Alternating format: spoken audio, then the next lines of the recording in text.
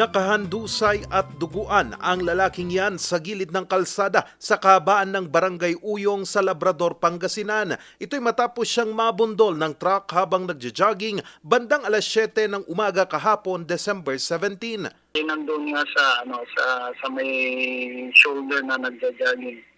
Habang yun nga, nagja-jogging at ito namang isang trailer truck na paparating ay naagip na niya itong lalaki na sanhi ng kanyang pagkatilapon doon sa gilid at nagtamo ng sugat sa... Pero imbes na tumigil sa pagmamaneho ang 50 anyos na lalaking driver ng truck, nagdire-diretso ito ng takbo. Naitakbo pa sa paggamutan ng biktima pero idineklara na siyang dead on arrival. Hinabol naman ng mga pulis ang truck at naabutan nila ito sa bayan ng Sual. Depensa naman ng driver.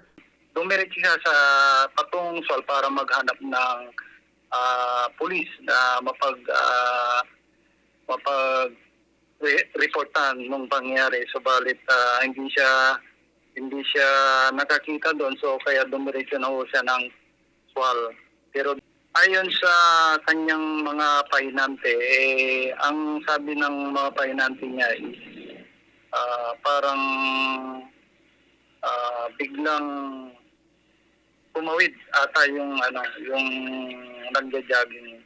Pero base naman sa initial na investigation at mga testigo na nakalap doon o napagtanungan ng mga investigador natin, ito ay kanyang nasagasaan. Bagamat hindi accident-prone area ang lugar, madalas daw mabibilis ang takbo rito ng mga sasakyan. Sinampahan na ng reklamong reckless imprudence resulting to homicide ang driver ng truck.